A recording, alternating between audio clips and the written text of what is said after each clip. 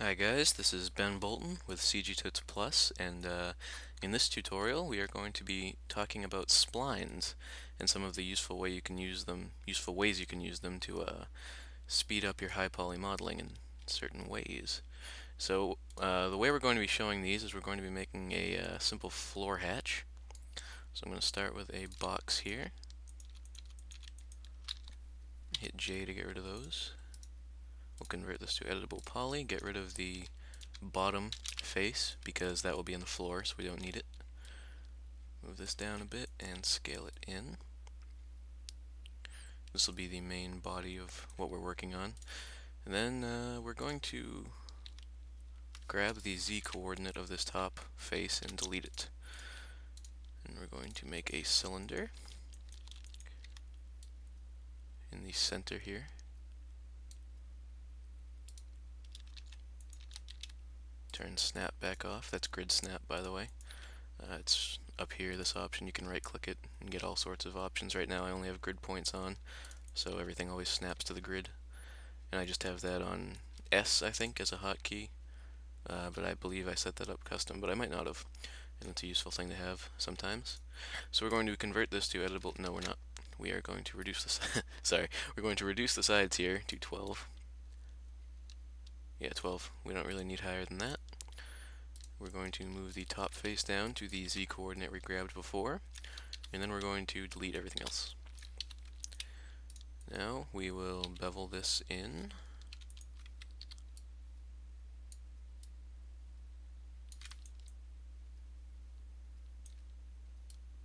Like so, and I think we'll even stretch it out a bit. Oops, actually we won't cap that. We will select this border, scale it in a bit. That'll create our supporting edge so that it smooths correctly when we add the turbo smooth, and then we'll cap it. We'll select this ring, add two edges, supporting edges there, and we'll select the whole thing, scale it out once for our supporting edge, and again. Now we're going to select our main box, what was once a box. We're going to attach the cylinder we just put down. Going to select this border, scale it in. Oh, actually, no, we're not. Let's go back a few steps before we attach that. And I just want to connect all these sides here. In fact, let's recap this. There we go. Now we'll connect these. These are our supporting edges. Okay, now we'll delete this. Oops. Now we'll delete just this middle face here. That'll leave these supporting edges for the corners intact, so those smooth better. Then we're going to reattach this cylinder. Now, what we're going to do here is I want to have a groove that runs around the sides here, and that represents the actual hatch itself, the thing that comes apart from the floor that turns up, and we're going to have a handle in here to pull it. But in order to do these grooves, if we actually modeled them into, this actual, if we try to model them into this object that we have here, it'll be difficult because we'll have to connect it not only to all of these little edges here, but also to these edges on the outer border. And because there's such a drastically different number of edges on each of those, it would kind of be a pain. So what we're going to do is we're going to do that little groove on a separate object where it's going to be floating geometry, and we're going to do it with splines. So before we get to that, let's just bridge this up.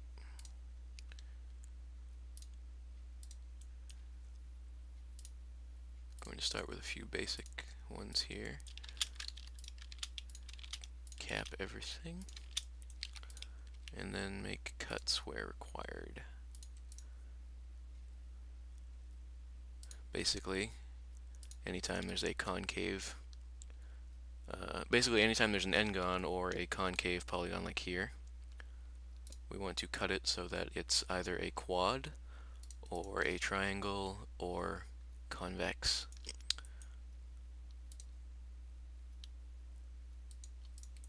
There we go. Oops, nope, one more. Okay, I think that'll work. Let's add a turbo smooth. Okay, we get some problems. Let's weld everything. That might have been it.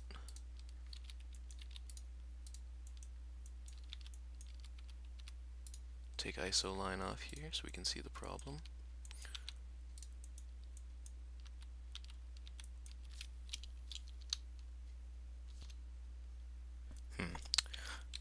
Well, I'm guessing these are caused by this one large triangle here being a bit too stressed. It's too elongated, so I'm just going to add a little relieving cut here.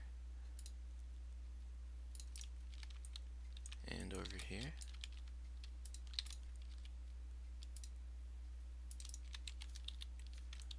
Alright, that's better. So that's fixed that. So that's our base object thing. Oops, we never added supporting edges here. We'll do that now. Actually, we only need one near the top. There we go. Okay, so that's our base object. Now, we're going to make our first spline. We're going to the Shapes menu here, Line. We're in our top viewport.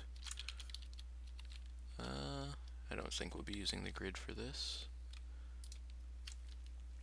Basically, if you click once, it'll make it a sharp edge. As you can see here, if you click and hold it and drag, you'll get a curved edge. So I'm just going to use both of them here. And you can move these around later, they're not final. And like so. I'm going to move these so they look a bit better.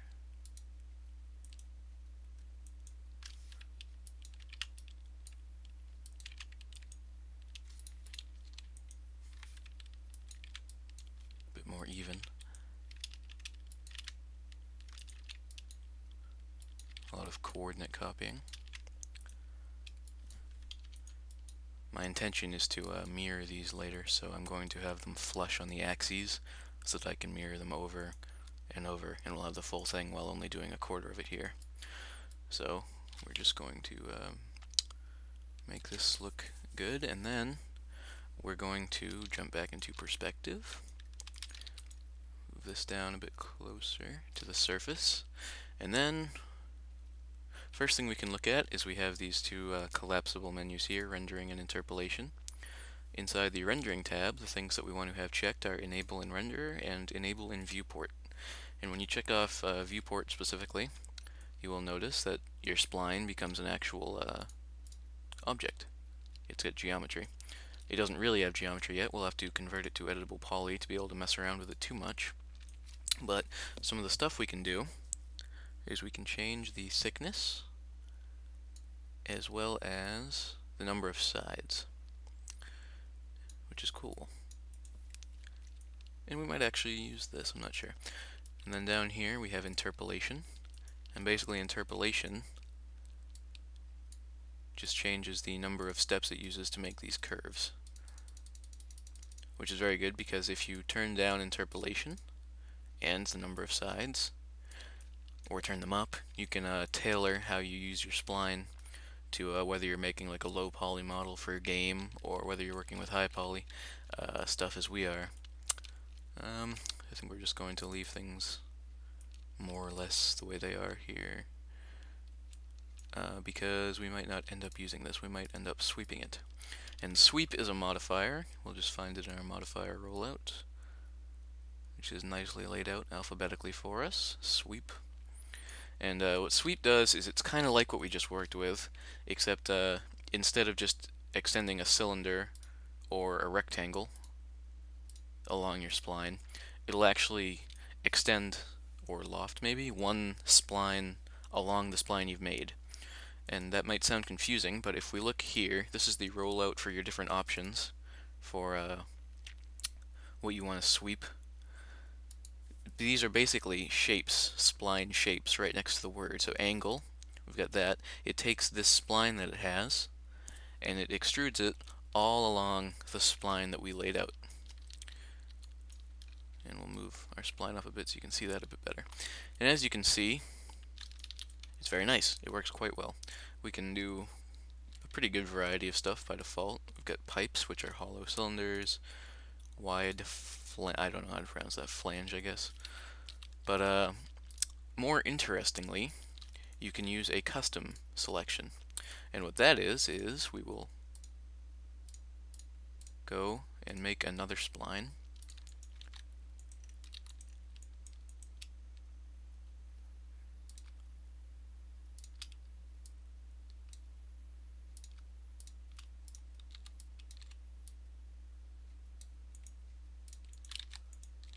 And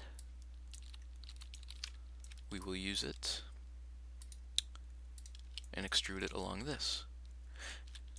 And we're going to flip the normals.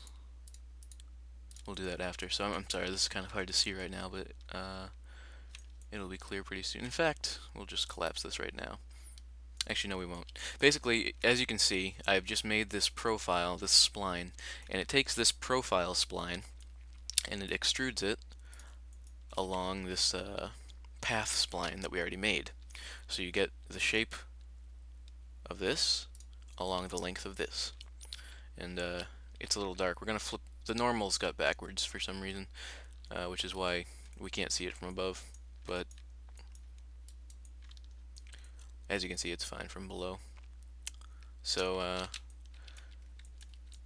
and the advantage, one really cool thing about this is that you can select this, your control spline, and change it, and the changes will be reflected along the actual, along the path spline, as long as that sweep thing is active. So basically, nothing you do here is going to be destructive. Nothing will be irreversible unless you collapse this and make it an editable poly, which we are going to do eventually. But what's cool is that, you know, this isn't permanent. We can change it. We can make it go in and out. We can make one side drastically higher than the other. We could add more points if we wanted to, and that's all very cool. So we're just going to, but we're actually, this is all we need for this, and we're going to be looking at that at sweep a bit more later. But for now, we're just going to finish this groove thing off. We are going to collapse it, convert to editable poly, flip, if I can find it, flip the normals so it's all facing the right way. We're going to add supporting edges, my favorite word in the English language, along the side here.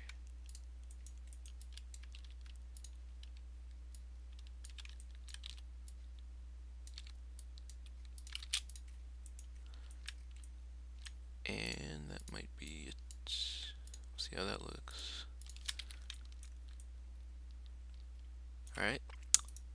We will add a symmetry along each of these open edges that I indicated before. Go to Modifier, Mesh Editor, Symmetry. Modifier, Mesh Editor, Symmetry. Mesh Editing, rather. There we go. We could collapse these, but whatever, we don't need to. So we're just going to add Turbo Smooth on top of everything. And there we go, we got our nice Turbo Smooth groove there, and it looks fine. It looks like we modeled it in, even though we didn't. So when we bake it, it'll look as though it's modeled in. Now, next thing we're going to do the handle here so that people can actually pull this out. And let's see, we're going to make another spline. So let's go into the side here. I don't know if this is, yes, okay, front view.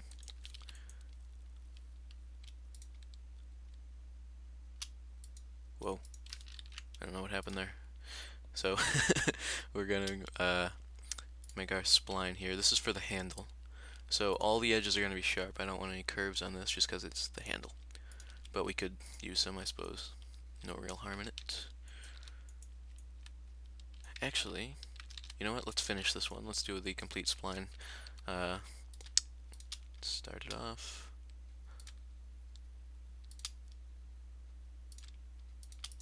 Okay.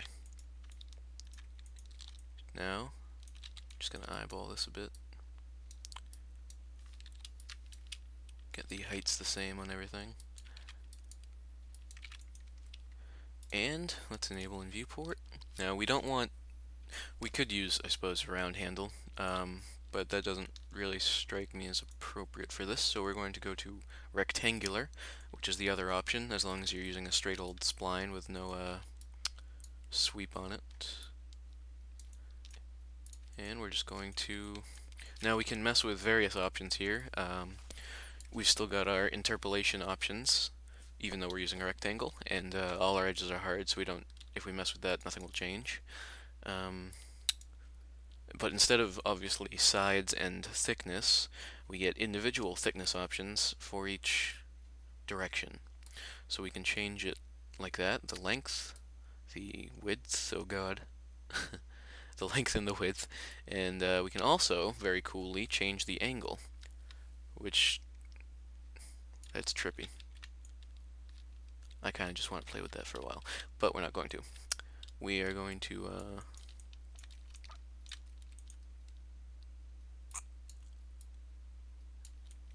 just adjust those to what looks right, those length and width settings, move it down, and now for as long as we wanted, if we decide we want to come back to this and change it later, make this shorter or whatever, we could do that. We can change it at any point. And again, that's what's really cool about splines. If you use them right, they're non-destructive. And so to completely undermine the point that I just made, I am going to convert this to editable poly, which is a destructive action.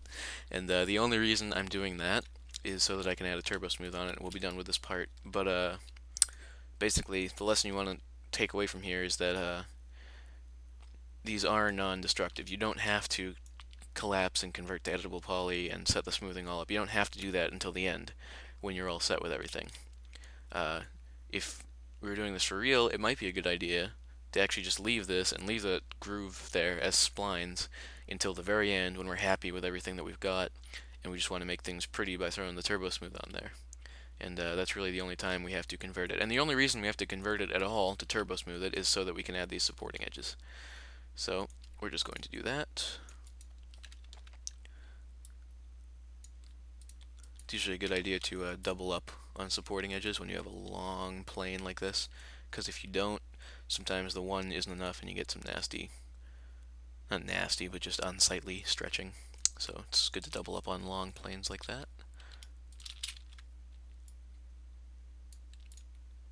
Again, oh so very useful to have hotkeys set up for connect and select ring and select loop. Those are what you see me doing when I'm doing this. I'm clicking here.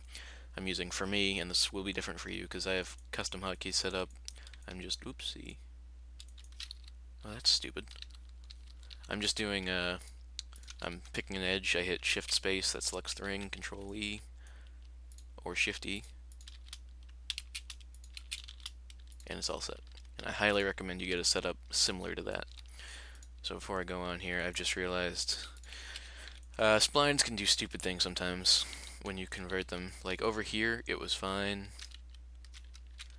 This cap was fine, but over here, for some reason, there's a edge going across here. I'm just going to weld this up to make sure there's nothing I don't see. Okay. And then there's not, so I'm just going to delete that. I don't know why it was there.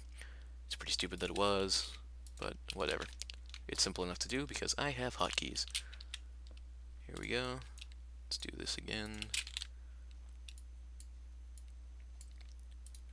And those are our supporting edges. Throw a turbo smooth on there. And there we go. Now, well, let's just add some basic hinges, I guess, so that it would at least look like this isn't this isn't exactly a well-designed hatch. It's kind of small, and the actual hatch part is kind of weird, but it's mostly just to show spline techniques. But in the interest of making this look like something that could maybe work in real life, we're going to add some hinges to one part of this. And we're not going to use splines for those, so you might want to skip ahead if that's all you care about. But if you want to see a cool way to make hinges really quickly, then you might want to stay tuned. We're just going to make a cylinder. We're going to find it. Oops.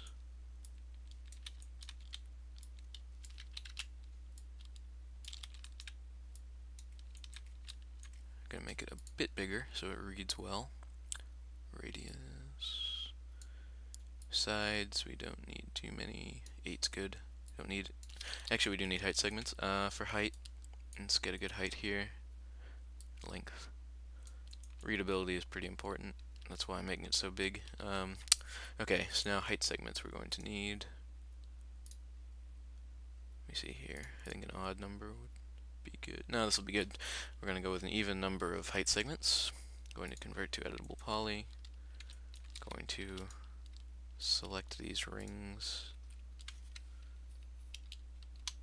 I'm trying to think. Well, what we'd want here is some equivalent of break in the UV settings, but I don't think that actually exists. So what we're going to do is we're going to select the every other set here. We're going to detach them. Then we're just going to attach them right back. And the reason we did that is to create some borders here. So we're going to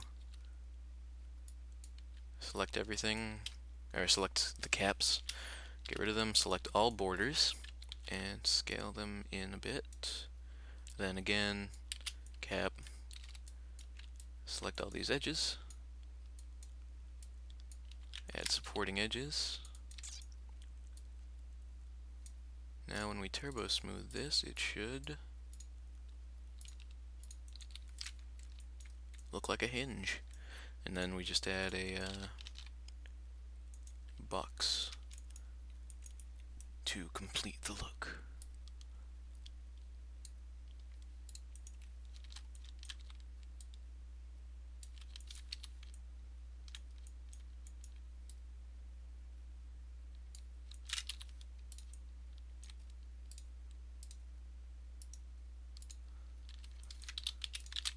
Just a basic box, nothing fancy. Supporting edges. Second set because that's a fairly long face.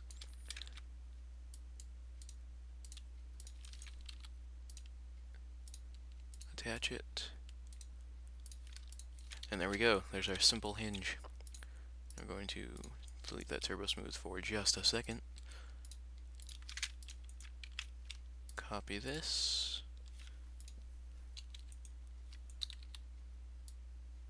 Change the x coordinates a bit. And attach it. Now I'll add the turbo smooth again and all set. There's our set of hinges.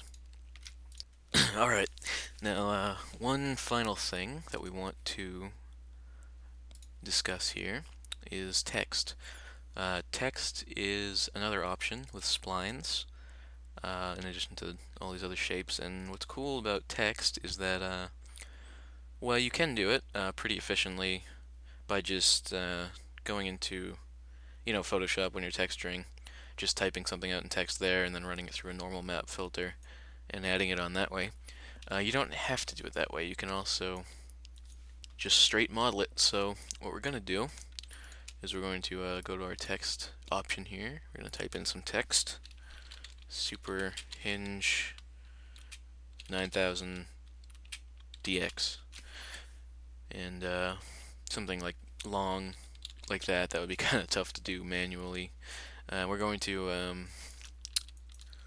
just plunk it down. And then we're going to make a new control spline, which will mimic the fall off from a smoother bevel to give us some nice edge highlights. We're just gonna make that maybe a bit tighter. Then we're going to go to our text spline.